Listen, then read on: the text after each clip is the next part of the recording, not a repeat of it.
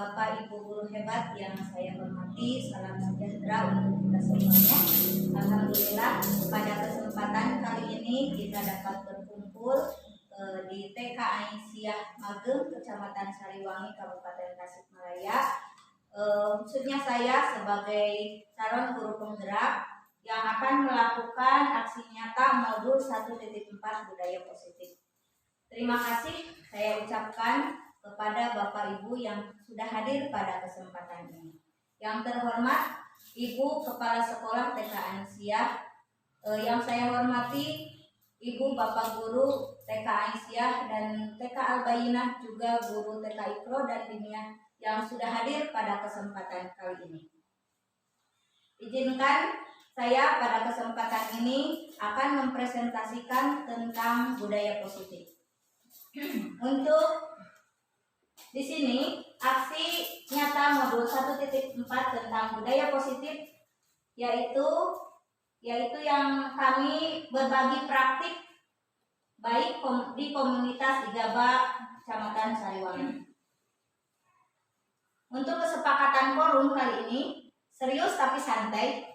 Yang kedua, semua orang boleh berpendapat dan bertanya. Yang ketiga, semua berpartisipasi dengan gembira. Yang empat, boleh sambil ngemil. Yang kelima, bersedia untuk direkam atau dipublikasikan. Ya, ini kesepakatan forum kita. Yang akan kita bahas hari ini yaitu tentang perubahan paradigma. Yang kedua, disiplin positif. Yang ketiga, motivasi perilaku manusia. Kemudian kebutuhan dasar manusia, keyakinan kelas, segitiga restitusi, dan pengalaman dan pembelajaran. Untuk yang pertama yaitu perubahan paradigma. Kegiatan pemantik kali ini saya mengajak ibu-ibu semuanya untuk mengepalkan tangan. Semuanya mengepalkan tangan. Kepalkan, ya, yang coba lakukan kegiatan mengepalkan tangan ini. Bagaimana ibu-ibu bisa mengepalkan tangan ini dengan tidak ada perubahan di diri ibu? Bagaimana kalau ada orang yang ingin memaksa ibu-ibu untuk membuka kepalan ini? Yang pertama, apakah Anda membuka kepalan tangan Anda? Mengapa? Apa alasan Anda untuk membuka kepalan tangan Anda? Nah, ini percobaan. Bagaimana ibu bisa mempertahankan kepalan tangan Anda? Gitu ya. Kalau ibu ada yang memaksa untuk membuka kepalan ini, bagaimana menurut pendapat ibu? Nah, di sini filosofinya, jadi apa yang ada di genggaman ibu-ibu, ya, paradigma ibu-ibu tentang sesuatu hal, ibu bisa mempertahankan diri ibu semuanya, ya. Kalau ada yang memaksa ibu untuk membukakan, ibu bisa berargumen atau ibu bisa membuka atau tidak membuka kepalan ini, ya. Jadi itu merupakan pendirian kita sebagai guru, bahwa diri kita ini mempunyai kekuatan, ya, motivasi. Nah, apakah Anda dan B menutup kepalan tangan Anda? Mengapa? Apa alasan Anda atau B tetap menutup kepalan Anda? Ya, jadi kita akan ditanya bagaimana ibu bisa membuka atau menutup, mempunyai pendirian sendiri, tidak akan membuka kepalan ini walaupun dengan rayuan, dengan bujukan, dengan penghargaan, dengan ancaman sekalipun. Nah, perubahan paradigma menurut psikiater Dr. William Glasson dalam kontrol teori meluruskan miskonsepsi tentang makna kontrol itu sendiri. Bagaimana seseorang bisa berubah paradigma stimulus respon menjadi pendekatan teori kontrol. Karena stimulus respon ini cenderung menguasai seseorang untuk menjadi apa yang kita inginkan. Nah, ini jadi kita akan merubah paradigma kita yang sudah terbiasa akan menjadi luar biasa. Nah, bagaimana seseorang bisa berubah dari paradigma stimulus respon kepada teori kontrol ini? Bila kita ingin membuat kemajuan perlahan, sedikit-sedikit ubahlah sikap dan perilaku Anda. Namun bila kita ingin memperbaiki cara-cara utama kita, maka kita perlu membuat kerangka acuan kita. Ubahlah bagaimana Anda melihat dunia, bagaimana Anda melihat tentang manusia. Ubahlah paradigma Anda, skema pemahaman dan penjelasan aspek-aspek tertentu tentang realitas. Ini teori stimulus respon. Realitas kebutuhan kita bersama. Kalau menurut teori kontrol, realitas itu kebutuhan kita yang berbeda-beda. Nanti akan dijelaskan lebih lanjut. Semua orang melihat hal yang sama. Kalau menurut teori kontrol, setiap orang memiliki gambaran yang berbeda. Kemudian kita mencoba mengubah orang agar berpandangan sama dengan kita. Jadi menggiring opini untuk sama. Kalau menurut teori kontrol, kita berusaha memahami pandangan orang lain tentang dunia. Selanjutnya, perilaku buruk dilihat sebagai suatu kesalahan. Nah, jadi selama ini kita memahami perilaku buruk itu merupakan suatu kesalahan. Tapi menurut teori kontrol, semua perilaku memiliki tujuan. Yang selanjutnya, saya bisa mengontrol orang lain. Kalau menurut teori kontrol, Anda tidak bisa mengontrol orang lain. Ini perbedaannya. Pemaksaan pada saat rujukan gagal. Kalau menurut teori yang lain, kolaborasi dan konsensus menciptakan pilihan-pilihan yang baru. Ini jadi kita ini akan merubah paradigma kita tentang pendidikan yang ada di Indonesia ini. Nah, perubahan paradigma stimulus respon dengan teori kontrol, yaitu siapa sesungguhnya yang memiliki kontrol itu. Menurut stimulus respon, kita mencoba mengubah orang agar berpandangan sama dengan kita. Kalau menurut teori kontrol, kita berusaha memahami pandangan orang lain tentang dunia. Nah, ini perilaku buruk dilihat sebagai suatu kesalahan.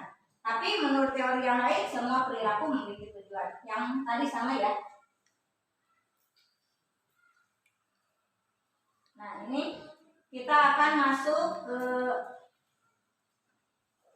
materi selanjutnya, yaitu budaya positif ini, yaitu tentang disiplin positif. Ya. Apa itu disiplin positif?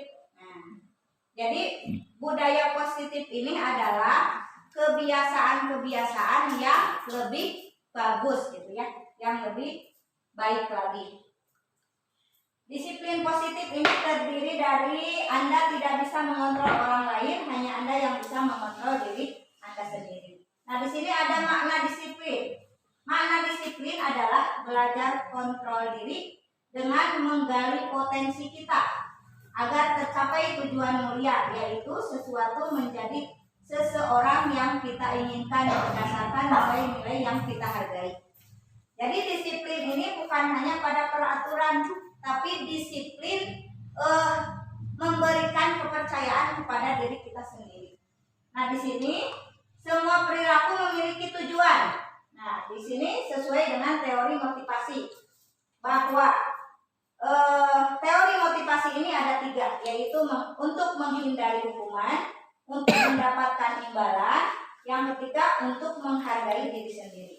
Nah, untuk yang kedua, yang satu dengan yang dua itu merupakan motivasi ekstrinsik. Jadi motivasi dari luar, bukan motivasi dari diri kita sendiri. Tujuan kita itu apa untuk melakukan hal ini? Nah, itu ada tujuannya. Apakah untuk menghindari hukuman atau untuk mendapatkan imbalan? Kadang kita kepada anak-anak kita suka memberikan hukuman apabila anak itu berbuat kesalahan. Nah, jadi motivasi dari luar itu anak jadi takut untuk dihukum. Ya, kemudian kalau anak berbuat yang baik, suka diberi imbalan. Ya, jadi anak perilakunya atau di pikirannya ingin diberi penghargaan, ingin diberi hadiah. Nah, itu jadi motivasi dari luar. Kalau untuk yang ketiga, menghargai diri sendiri, jadi untuk menanamkan di diri sendiri, yaitu motivasi intrinsik. Jadi sesuatu perbuatan yang kita lakukan itu harus bermotivasi dari diri sendiri, bukan dari luar. Abdi contoh ya, saya melakukan ini karena ingin dipuji. Saya melakukan ini karena nanti akan mendapatkan hadiah. Itu motivasinya dari luar. Seharusnya yang kita tanamkan kepada anak itu yaitu motivasi dari keluar dari dirinya sendiri. Contohnya berbuat baik kepada teman. Kesepakatan kelas bahwa anak itu sudah ditanamkan untuk berbuat baik.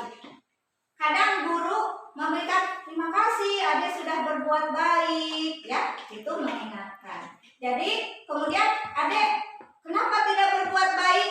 Jadi seseorang itu atau anak itu menjadi takut kalau tidak berbuat baik karena ada hukum. Nanti ibu hukum ya. Nah itu. Jadi tidak untuk sekarang itu, jadi untuk menanamkan disiplin positif bagi anak usia dini ataupun yang pendidikan, jadi harus ditumbuhkan motivasinya dari dirinya sendiri, bukan dari motivasi dari luar karena takut hukuman, karena ada imbalan. Ya. Selanjutnya, nilai-nilai kebajikan universal dan keyakinan kelas. Selanjutnya, model berpikir menang-menang. Ini menurut teori kontrol dengan William Glasser, model berpikir menang-menang. Jadi selalu ingin menang. Ya. Kolaborasi dan konsensus menciptakan pilihan-pilihan baru.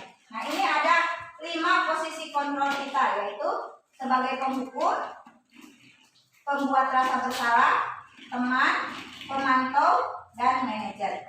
Selanjutnya kita nanti akan diterangkan segitiga restitusi. Selanjutnya ada 5 kebutuhan manusia, yaitu penguasaan, kasih sayang dan rasa diterima, kesenangan dan kebebasan. Selanjutnya landasan budaya positif. Apa yang melandasi budaya positif? Yaitu filosofi pendidikan Ki Hajar Dewantara. Karena pendidikan yang sekarang ini berlandaskan kepada teori pendidikan Ki Hajar Dewantara. Siapa itu Ki Hajar Dewantara? Dialah Bapak Pendidikan Indonesia. Kalau dulu kita itu berfilosofi atau berhaluan ke teori-teori Barat. Nah, untuk sekarang pendidikan di Indonesia itu harus berlandaskan kepada filosofi pendidikan Ki Hajar Dewantara. Yang ada lambangnya yaitu Tutwurik Handayani. Yang pertama ingat Sosung Tulodo, Ingmad Diamangkarsa dan Tutwurik Handayani. Jadi dikembalikan lagi kepada pendidikan filosofi pendidikan bangsa Indonesia sendiri. Menurut filosofi pendidikan Ki Hajar Dewantara yaitu pendidikan yang berpihak pada murid. Nah, sekarang pendidikannya tidak berpihak pada guru. Sekarang pendidikan harus berpihak kepada murid. Apapun keinginan murid, kita harus memfasilitasinya. Jadi guru itu hanya sebagai fasilitator. Kemudian standar pendidikan nasional, khususnya di standar kompetensi kelulusan, standar pengelolaan pendidikan, standar pendidikan, tenaga kependidikan, dan standar proses. Nah, ini sudah ada di Permen ya, peraturan pemerintah tentang pendidikan. Selanjutnya,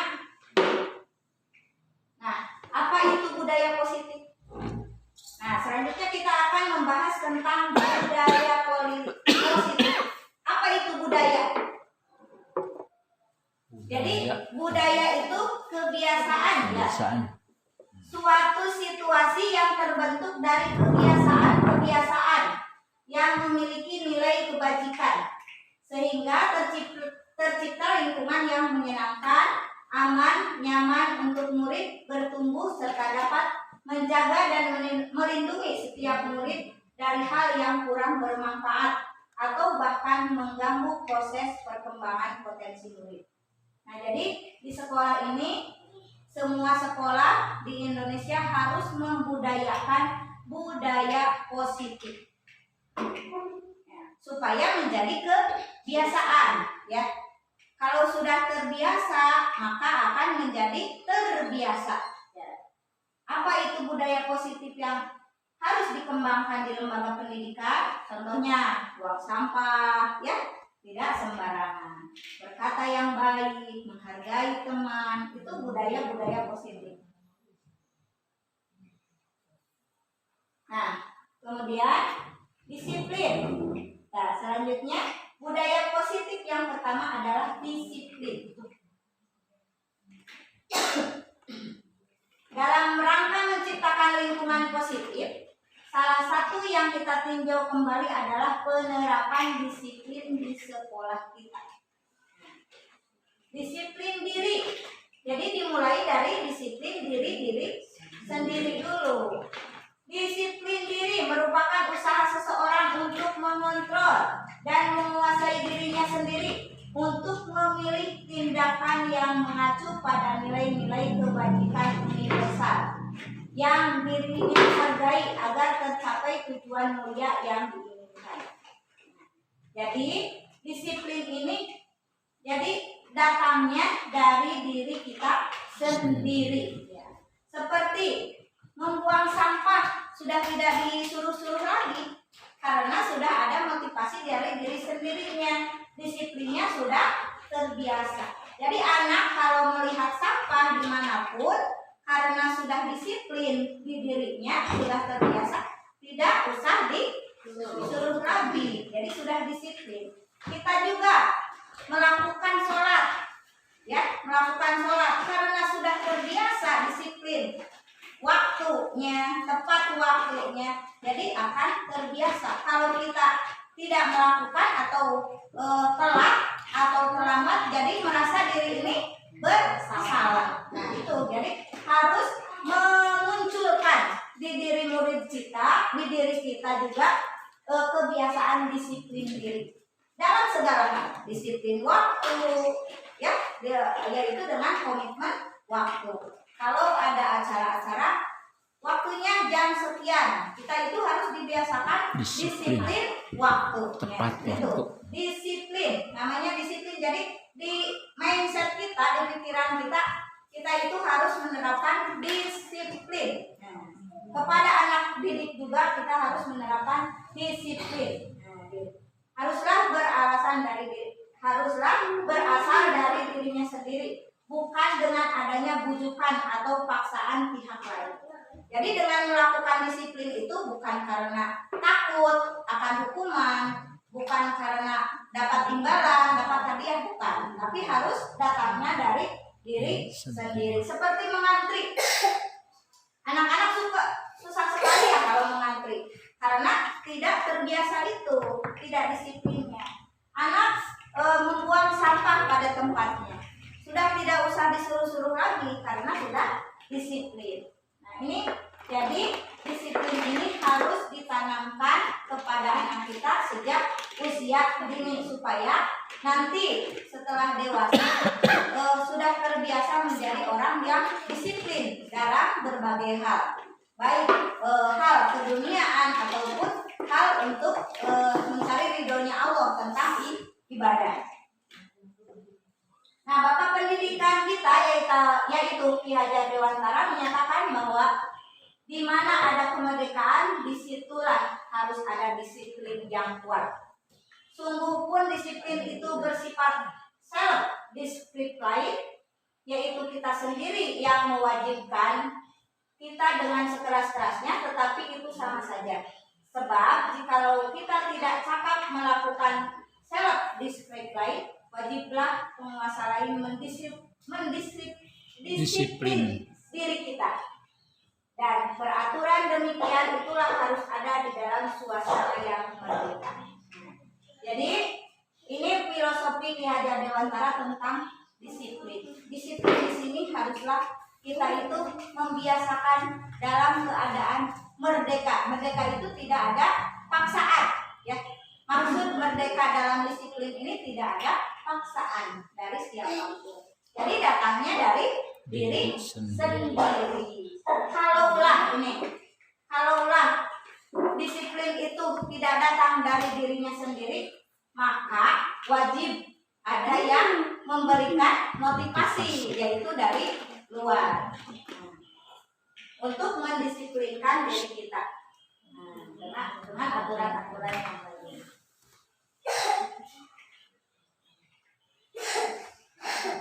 Nah, nilai kebajikan yang selanjutnya tentang nilai kebajikan.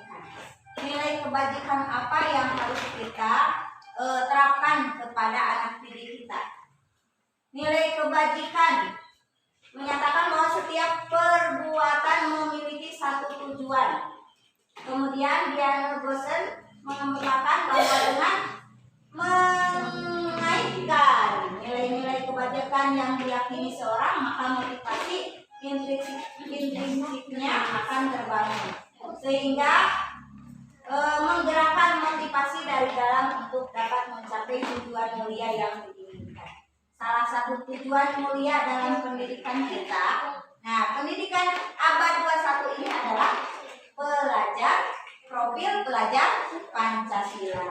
Nah, nilai-nilai kebajikan yang sekarang ini yaitu ada 5, yaitu beriman dan bertakwa kepada Tuhan Yang Maha Esa dan berakhlak mulia, berkebinekaan global, gotong royong, mandiri, kreatif, dan bernalar kritis. Ini jadi mendisiplinkan anak ini tentang universal, ya, beriman dan bertakwa, yaitu kepada Tuhan. Itu apa perbedaannya, ya? Kalau dulu kita sekolah suka sama guru kita itu langsung, ya, dihukum menulis berapa kalimat atau menulis apa gitu, ya. Nah, ini hukuman. Perbedaan hukuman, konsekuensi, dan restitusi. Identitas gagal. Kalau hukuman itu akan menimbulkan anak itu trauma, ya. Nah, sesuatu yang menyakitkan. Kenang-kenangan harus terjadi. Tidak nyaman untuk murid atau anak untuk jangka waktu panjang. Jadi langsung di anak TMU ingat aja. Dari dulu di SD pernah dibabuk, ditampar sama guru, sampai ingat. Sekarang ingat, Bapak itu yang menampar saya. Nah, ya. Sistem tidak akan berjalan bila murid tidak takut, ya. Namun kalau murid tidak takut, jadi terus aja hukuman berjalan. Jadi membangkang kalian, ya. Berlaku hanya pada sebuah institusi, tidak berlanjut pada kehidupan nyata. Jadi tidak akan berdampak baik bagi anak. Apa hukuman atau konsekuensi? Konsekuensi. Murid diminta untuk push up 15 kali karena tidak menggunakan masker ke sekolah. Hukuman. Menggantikan kertas tugas teman yang telah dicoret-coret. Konsekuensi, ya. Duduk di bangku di pinggir lapangan pada jam istirahat, tidak diizinkan bermain oleh guru piket karena mencederai teman saat bermain di lapangan. Hukuman. Terlambat hadir di pembelajaran daring 15 menit dan diminta untuk tinggal 15 menit sudah kelas usai untuk membahas ketertinggalan. Lari mengelilingi lapangan basket 2 kali karena terlambat 10 menit untuk pelajaran PJOK. Hukuman. Hukuman atau konsekuensi? Hukuman. Nah, membersihkan WC sekolah karena mematahkan pensil kawannya. Hukuman. Ini konsekuensi masuknya, ya. Nanti, ya. Di sini. Kemudian keyakinan kelas. Nah, setelah kita tahu budaya positif, hukuman, restitusi, hukuman, konsekuensi, dan restitusi, kita akan membuat keyakinan kelas. Kalau dulu itu namanya kesepakatan kelas. Jadi keyakinan kelas itu harus kita lakukan bersama murid, bersama anak didik kita, bukan guru yang membuat, ya. Nah, ya, untuk meyakinkan. Jadi kalau keyakinan kelas itu akan timbul dari anak-anak, ya.